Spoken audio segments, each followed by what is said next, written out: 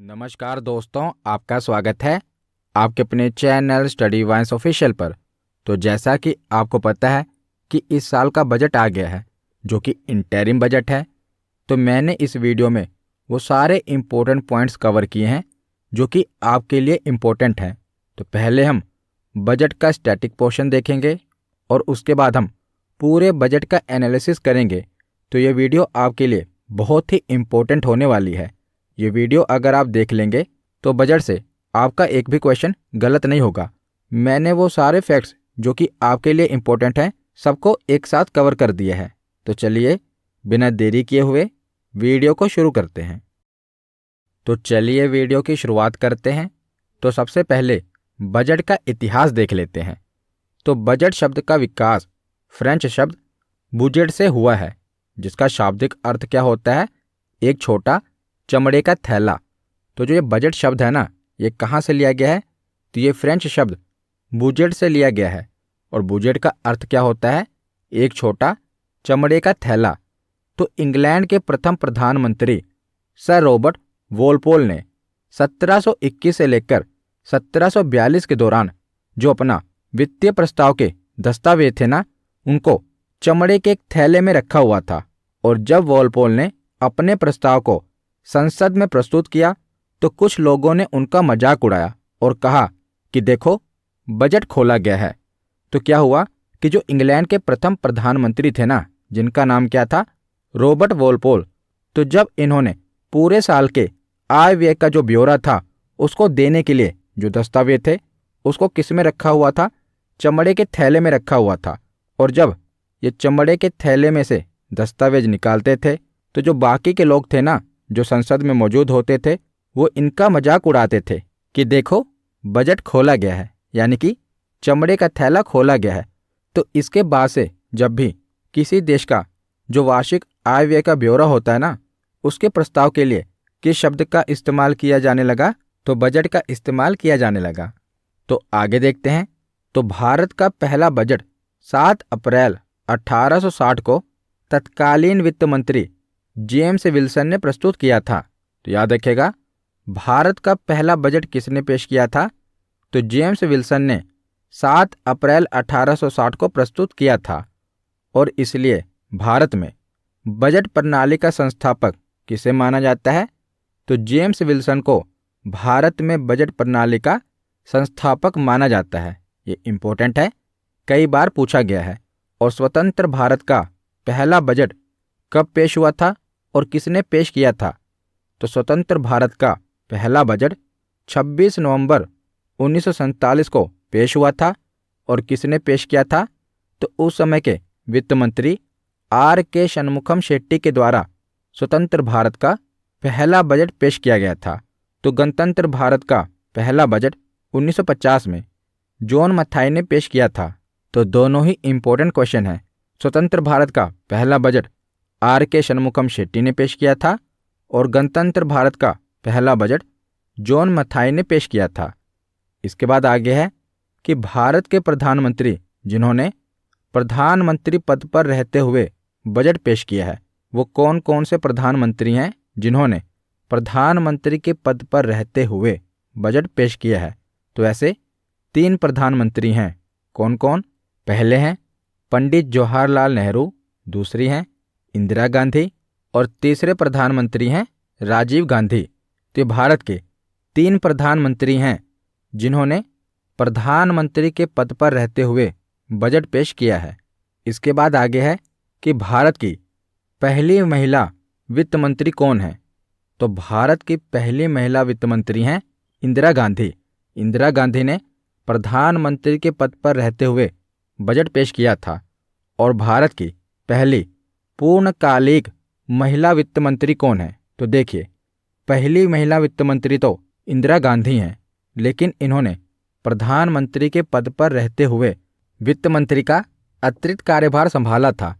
तो ये पूर्णकालिक महिला वित्त मंत्री नहीं थी। जो वर्तमान में निर्मला सीतारमण जी हैं ना, ये भारत की पहली पूर्णकालिक महिला वित्त मंत्री हैं। इसके बाद है कि भारत का सबसे अधिक बार बजट किसने पेश किया है? तो भारत का बजट सबसे अधिक बार मोरारजी देसाई ने पेश किया है। और कितनी बार पेश किया है? तो 10 बार मोरारजी देसाई ने भारत का बजट पेश किया है। तो इन्होंने भारत का बजट सबसे अधिक बार पेश किया है। इसके बाद आगे है कि संविधान के किस अनुच्छेद में बजट के बारे में बताया गया है। तो संविधान के किसी भी अनुच्छेद में बजट शब्द का उपयोग नहीं किया गया। तो बजट शब्द की जगह संविधान में वार्षिक वित्तीय विवरण एनुअल फाइनेंशियल स्टेटमेंट का उपयोग किया गया है। तो संविधान के अनुच्छेद 112 के अनुसार एक वर्ष के केंद्रीय बजट को वार्षिक वित्तीय विवरण कहा जाता है। तो बजट शब्द का उपयोग नहीं किया गया। बजट शब्द की जगह वार्षिक वित्तीय विवरण का उपयोग किया गया है। और ये किस अनुच्छेद में है? तो अनुच्छेद 112 में। इसके बाद आगे है कि सबसे लंबे बजट भाषण का रिकॉर्ड मौजूदा वित्त मंत्री निर्मला सीतारमण के नाम है। और इन्होंने केंद्रीय बजट 2020-21 पेश करते समय 2 घंटे 42 मिनट लंबा भाषण दिया था। तो सबसे लंबे भाषण का रिकॉर्ड किसके नाम पर है? तो निर्मला सीतारमण के नाम पर है। इन्होंने 2020-21 के बजट के समय लगभग 2 घंटे 42 मिनट लंबा भाषण दिया था। तो सबसे लंबा भाषण तो इनके नाम है। अब देखते हैं कि सबसे छोटा बजट भाषण किसने दिया था। तो देश का सबसे छोटा बजट भाषण केवल 800 शब्दों का था, जो कि 1977 में वित्त मंत्री हीरू भाई पटेल ने दिया था। तो सबसे छोटे बजट भाषण का रिकॉर्ड किसके नाम है? तो हीरू भाई पटेल के नाम। इन्होंने केवल 800 शब्दों का भाषण दिया था। तो अब हम इस बार के इंटरिम बजट के बारे में पढ़ते हैं। तो अंतरिम बजट 2024-25 को वित्त मंत्री निर्मला सीतारमण ने 1 फरवरी 2024 को संसद में पेश किया है। तो अंतरिम बजट क्या होता है, पहले ये हम समझ लेते हैं। तो अंतरिम बजट चुनावी वर्ष में नई सरकार चुने जाने तक थोड़े समय के लिए सरकारी खर्चों और राजस्व ब्यौरा होता है। अर्थात यह पूर्ण बजट आने तक के लिए एक अस्थायी प्रावधान होता है। तो जिस साल लोकसभा चुनाव होने वाला होता है ना, आम चुनाव होने वाला होता है, उस समय जो फरवरी में बजट पेश किया जाता है वो इंटरिम बजट होता है, अंतरिम बजट होता है। इसके बाद जब नई सरकार बनती है ना, तो पूर्ण बजट लेकर आती है। जैसे इस साल लोकसभा चुनाव होने वाले हैं, इसीलिए लोकसभा चुनाव से पहले ये जो बजट आया है इसे इंटरिम बजट कहेंगे, अंतरिम बजट कहेंगे। और चुनाव होने के बाद जो नई सरकार बनेगी वो पूर्ण बजट लेकर आएगी। तो अंतरिम बजट में क्या होता है? तो सबसे पहले तो ये आम चुनाव से पहले आता है। दूसरा, इसमें नई घोषणाएं और वादे नहीं होते। तो जो इंटरिम बजट होता है ना, इसमें नई घोषणाएं और वादे नहीं होते, क्योंकि इस बजट के बाद चुनाव आने वाला होता है। तो इसमें कोई नई घोषणाएं और वादे नहीं होते। इसमें केवल सरकार की पुरानी उपलब्धियां होती हैं, यानी कि सरकार की जो भी अचीवमेंट होती है, जो भी उपलब्धियां होती हैं, वो इस बजट में बताती है। इस बजट में कोई नई घोषणाएं और वादे नहीं होते। तो जो इस बार का बजट है, इसमें कुल व्यय का अनुमान कितना लगाया गया है? तो 47,65,768 करोड़ का अनुमान लगाया गया है, जिसमें से कुल कैपिटल एक्सपेंडिचर कितना होगा? तो 11,11,111 करोड़ का कैपिटल एक्सपेंडिचर होगा। तो ये बजट की अमाउंट याद कर लेना कितनी है? 47,65,768 करोड़ रुपए, जिसमें से कैपिटल एक्सपेंडिचर पूंजीगत व्यय कितना है? तो 11,11,111 करोड़ रुपए। तो इस बार सरकार ने लक्ष्य रखा है कि 2047 तक जो भारत है ये डेवलप हो जाएगा। तो विकसित भारत का लक्ष्य रखा गया है 2047 तक। और सरकार का नारा है सबका साथ, सबका विकास और सबका विश्वास। और इसी में एक चीज जोड़ी गई है, सबका प्रयास। सरकार ने कहा है कि अगर सबका प्रयास रहेगा तो 2047 तक भारत डेवलप हो जाएगा। तो इस बार के अंतरिम बजट में 4 प्रमुख वर्गों पर फोकस किया गया है। कौन कौन से 4 प्रमुख वर्ग हैं? पहला है गरीब, दूसरा है महिलाएं, तीसरा वर्ग है युवा और चौथा वर्ग है अन्नदाता यानी कि किसान। तो ये इम्पोर्टेंट है। तो इस बार के बजट में किन 4 प्रमुख वर्गों पर फोकस किया गया है? गरीब, महिलाएं, युवा और अन्नदाता। तो सबसे पहले देखते हैं कि गरीबों के लिए सरकार ने क्या किया है। तो गरीब कल्याण देश का कल्याण। तो पिछले 10 वर्षों के दौरान सरकार ने 25 करोड़ लोगों को बहुआयामी गरीबी से बाहर आने में मदद की है। तो ये इम्पोर्टेंट डाटा है, याद रखिएगा कि पिछले 10 वर्षों के दौरान सरकार ने 25 करोड़ लोगों को गरीबी से बाहर निकाला है। उसके बाद है कि पीएम जनधन खातों के उपयोग से बैंक खातों में 34 लाख करोड़ रुपए का प्रत्यक्ष हस्तांतरण, जिससे सरकार को 2.7 लाख करोड़ रुपए की बचत हुई है। तो ये आपको याद नहीं रखना। उसके बाद है कि पीएम स्वनिधि योजना के तहत 78 लाख फेरी वालों को ऋण सहायता दी गई है और 2.3 लाख फेरी वालों को तीसरी बार ऋण प्राप्त हुआ है। तो जो पीएम स्वनिधि योजना है ना, इसके तहत रेहड़ी वालों को, फेरी वालों को ऋण सहायता प्रदान की जाती है, जिसके तहत 78 लाख फेरी वालों को ऋण सहायता प्रदान की गई है। और इसी के साथ पीएम जनमन योजना के जरिए विशेष तौर पर कमजोर आदिवासी समूहों के विकास पर भी सरकार ने जोर दिया है। तो ये कौन सा समूह है जिसे सरकार कहती है PVTG? तो इसकी फुल फॉर्म क्या है? तो पर्टिकुलरली वल्नरेबल ट्राइबल ग्रुप्स, विशेष रूप से कमजोर जनजातीय समूह, इनके विकास पर विशेष रूप से सरकार ने ध्यान दिया है। और पीएम विश्वकर्मा योजना के तहत 18 व्यवसायों से जुड़े कारीगरों और शिल्पकारों की भी मदद की है। तो गरीब कल्याण देश का कल्याण में हमने देखा कि 25 करोड़ लोगों को सरकार ने गरीबी से बाहर निकाला है। पीएम स्वनिधि योजना के तहत 78 लाख रेहड़ी पटरी वालों को ऋण सहायता दी है। और सरकार ने आंकड़ा दिया है कि 2005-06 में जो गरीबी का प्रतिशत था वो 55.3 था, जिसमें सरकार ने कमी की है। तो 2022-23 में गरीबों की संख्या में कितने प्रतिशत तक कमी हो गई है? तो 11.3%। तो 4 वर्गों में से पहला वर्ग हमने देख लिया गरीबों का। अब दूसरा वर्ग देखते हैं अन्नदाता यानी कि किसान। तो अन्नदाताओं के लिए सरकार ने क्या किया है? तो पीएम किसान सम्मान योजना के तहत 11.8 करोड़ किसानों को वित्तीय सहायता प्रदान की गई है। तो जो भी केंद्र सरकार की योजनाएं हैं ना, 2014 से लेकर 2023 तक, इन पर मैंने वीडियो बना रखी है। आपको स्टैटिक जीके की प्लेलिस्ट में ये वीडियो मिल जाएगी। तो पीएम किसान सम्मान योजना के तहत 11.8 करोड़ किसानों को वित्तीय सहायता प्रदान की गई है। इसके साथ ही पीएम फसल बीमा योजना के तहत 4 करोड़ किसानों को फसल बीमा उपलब्ध कराई गई है। और क्या किसानों के लिए किया गया है? तो इलेक्ट्रॉनिक नेशनल एग्रीकल्चर मार्केट, जिसे शॉर्ट में इनाम कहते हैं, तो इनाम के तहत 1361 मंडियों को एकीकृत किया गया है।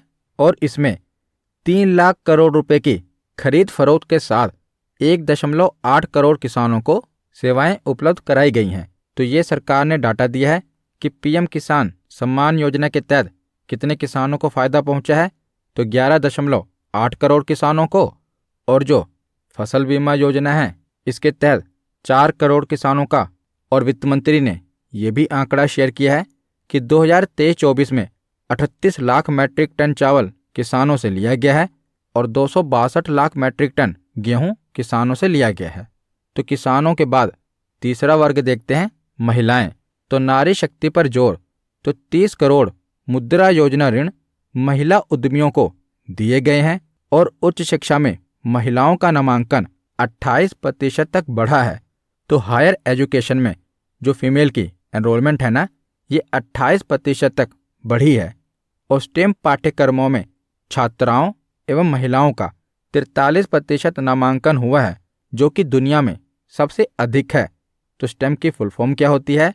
तो science, technology, engineering and mathematics में 43% एनरोलमेंट महिलाओं की हुई है, जो कि दुनिया में सबसे अधिक है। और पीएम आवास योजना के तहत जो 70% मकान हैं, ये ग्रामीण महिलाओं को ही दिए गए हैं। तो महिला उद्यमियों को 30 करोड़ मुद्रा योजना ऋण दिया गया है। हायर एजुकेशन में महिलाओं का एनरोलमेंट 28% तक बढ़ा है, उस टाइम पाठ्यक्रमों में महिलाओं का नामांकन 43% हो गया है। और इसी के साथ श्रम बल में भी यानी कि लेबर फोर्स में भी महिलाओं की भागीदारी बढ़ी है। 2017-18 में जो श्रम बल में महिलाओं की भागीदारी 23.3% थी, वो अब बढ़कर 37% हो गई है। तो इसके बाद हम तीसरे वर्ग युवाओं पर चलते हैं। तो युवाओं का सशक्तिकरण, तो 1.4 करोड़ युवाओं को कौशल भारत मिशन के तहत प्रशिक्षण प्राप्त हुआ है, ट्रेनिंग मिली है। तो स्किल इंडिया मिशन के तहत 1.4 करोड़ युवाओं को ट्रेनिंग मिली है। और युवाओं की उद्यमी बनने की आकांक्षाओं को बढ़ावा देते हुए पीएम मुद्रा योजना के तहत 43 करोड़ रुपए का ऋण भी दिया गया है। और इसी के साथ हमारे वित्त मंत्री ने कुछ आंकड़े पेश किए हैं कि 2014 में भारत में कुल 16 आईआईटी थी, जो कि 2023 में कितनी आईआईटी हो गई हैं? तो 23 आईआईटी हो गई है। और एम्स कितने हैं? तो 2014 में 7 एम्स थे, जो कि 2022 में कितने हो गए हैं? तो 22 एम्स हो गए हैं। और बात की जाए यूनिवर्सिटी की, तो 2014 तक भारत में कुल 723 यूनिवर्सिटी थी, विश्वविद्यालय थे, जो कि 2023 में कितने विश्वविद्यालय हो गए हैं? तो 1113 विश्वविद्यालय भारत में हो गए हैं। तो सरकार की उपलब्धियां तो हमने देख ली। अब हम देखते हैं कि इस सरकार का विजन क्या है। तो अमृत काल के लिए कार्यनीति, तो आपको पता ही है कि अमृत काल चल रहा है 25 वर्षों तक। भारत के 75वें आज़ादी दिवस से लेकर भारत के 100वें आज़ादी दिवस तक, क्योंकि 2047 तक ये लक्ष्य रखा गया है कि भारत डेवलप हो जाएगा। इसीलिए जो ये 25 वर्ष होंगे, इन्हें अमृत काल कहा गया है। तो इस अमृत काल के लिए सरकार की स्ट्रैटेजी क्या है, उनका विजन क्या है? तो इन 5 चीज़ों पर सरकार का फोकस रहेगा। पहला है संधारणीय विकास, यानी कि सस्टेनेबल डेवलपमेंट। दूसरा है अवसंरचना और निवेश, जिसे इंग्लिश में कहते हैं इंफ्रास्ट्रक्चर एंड इन्वेस्टमेंट। तीसरा है समावेशी विकास, स्वास्थ्य के लिए, इंक्लूसिव ग्रोथ फॉर हेल्थ। चौथा है समावेशी विकास, पर्यटन और आवासन के लिए, for inclusive development, tourism and housing. पांचवा है कृषि और खाद्य प्रसंस्करण, एग्रीकल्चर एंड फूड प्रोसेसिंग। तो सबसे पहले देखते हैं संधारणीय विकास, यानी कि सस्टेनेबल डेवलपमेंट। तो सस्टेनेबल डेवलपमेंट के लिए सरकार क्या कदम उठाएगी? तो जैसा कि आपको पता है कि भारत का लक्ष्य है कि 2070 तक हम नेट जीरो कार्बन देश बन जाएंगे। तो इसके लिए सरकार का कहना है कि हम रिन्यूएबल एनर्जी पर ध्यान देंगे, जैसे कि हम पवन ऊर्जा से बिजली बनाएंगे, कोयला गैसीकरण और तरलीकरण की क्षमता की स्थापना करेंगे, सीएनजी, पीएनजी और संपीड़ित बायोगैस का चरणबद्ध अनिवार्य मिश्रण करेंगे, बायोमास एकत्रीकरण मशीनरी की खरीद के लिए वित्तीय सहायता प्रदान करेंगे। ये इम्पोर्टेंट है कि छत पर सौर ऊर्जा प्रणाली की स्थापना के लिए 1 करोड़ परिवारों की सहायता की जाएगी, जिससे क्या होगा कि उन्हें प्रति महीने 300 यूनिट फ्री बिजली मिलेगी। और इसी के साथ ई बसों को बढ़ाया जाएगा, ई वाहन इकोसिस्टम मजबूत किया जाएगा और पर्यावरण के अनुकूल विकल्पों में सहायता के लिए बायो मैन्युफैक्चरिंग और बायो फाउंड्री की नई योजना शुरू की जानी है। इसके बाद आगे है अवसंरचना और निवेश, यानी कि इंफ्रास्ट्रक्चर एंड इन्वेस्टमेंट। तो इंफ्रास्ट्रक्चर एंड इन्वेस्टमेंट के लिए सरकार का क्या कहना है कि लॉजिस्टिक कार्यकुशलता बढ़ाने तथा लागत को कम करने के लिए पीएम गति शक्ति के अंतर्गत 3 बड़े रेलवे कॉरिडोर कार्यक्रमों को लागू किया जाएगा। और इसके साथ है द्विपक्षीय निवेश समझौते के माध्यम से विदेशी निवेश को बढ़ावा दिया जाएगा, यानी कि एफडीआई को, फॉरेन डायरेक्ट इन्वेस्टमेंट को बढ़ावा दिया जाएगा। तीसरी चीज है कि उड़ान योजना के अंतर्गत मौजूदा हवाई अड्डों का विस्तार तथा नए हवाई अड्डों का व्यापक विकास किया जाएगा। चौथी चीज है कि मेट्रो रेल और नमो भारत के द्वारा शहरों में परिवर्तन को बढ़ावा दिया जाएगा। और इसी के साथ ये कुछ आंकड़े हैं जो कि आप एक बार देख लेना। इसमें से 2 आंकड़े इंपॉर्टेंट हैं। पहला आंकड़ा तो ये कि इस समय भारत में कितने किलोमीटर नेशनल हाईवे है, तो 2022 तक भारत में 1,44,634 किलोमीटर के नेशनल हाईवे हैं। और दूसरा आंकड़ा ये कि इस समय भारत में कितने एयरपोर्ट हैं, तो 149। तो ये दोनों आंकड़े आप याद रखना। और सरकार का कहना है कि जो FDI है यानी कि फॉरेन डायरेक्ट इन्वेस्टमेंट है, ये इन्होंने दुगनी कर दी। 2014 तक जो FDI 298 बिलियन डॉलर थी, ये इन्होंने 596 बिलियन डॉलर कर दी है। इसके बाद तीसरी चीज़ है समावेशी विकास स्वास्थ्य के लिए। तो इसमें ये सभी इम्पोर्टेंट हैं। सबसे पहले है 914 वर्ष की बालिकाओं को सर्वाइकल कैंसर के टीकाकरण के लिए प्रोत्साहित करना। तो ये इम्पोर्टेंट है। तो 9 से 14 वर्ष की लड़कियों के लिए सर्वाइकल कैंसर के वैक्सीनेशन का प्रोग्राम सरकार चलाएगी। उसके बाद है कि बेहतर पोषण उपलब्धता, बचपन में आरंभिक देखभाल और विकास के लिए सक्षम आंगनबाड़ी एवं पोषण 2.0 में तेजी लाई जाएगी। और मिशन इंद्रधनुष के टीकाकरण प्रयास के लिए यूविन प्लेटफॉर्म आरंभ किया जाएगा। और आयुष्मान भारत योजना के अंतर्गत सभी आशा कर्मियों, आंगनबाड़ी कार्यकर्ताओं और सहायिकाओं को स्वास्थ्य बीमा प्रदान किया जाएगा। तो इसके बाद है समावेशी विकास, आवास और पर्यटन के लिए। तो आवास के लिए सरकार का क्या विजन है, तो प्रधानमंत्री आवास योजना 3 करोड़ आवास के लक्ष्य को प्राप्त करने के निकट है। और अगले 5 वर्षों में अतिरिक्त 2 करोड़ आवास का लक्ष्य रखा गया है। और अपना घर खरीदने और बनाने के लिए मध्यम वर्ग को प्रोत्साहित करने हेतु मध्यम वर्ग आवास योजना भी आरंभ की जाएगी। तो आवास के लिए क्या किया जाएगा कि मध्यम वर्ग के लिए आवास योजना प्रारंभ की जाएगी।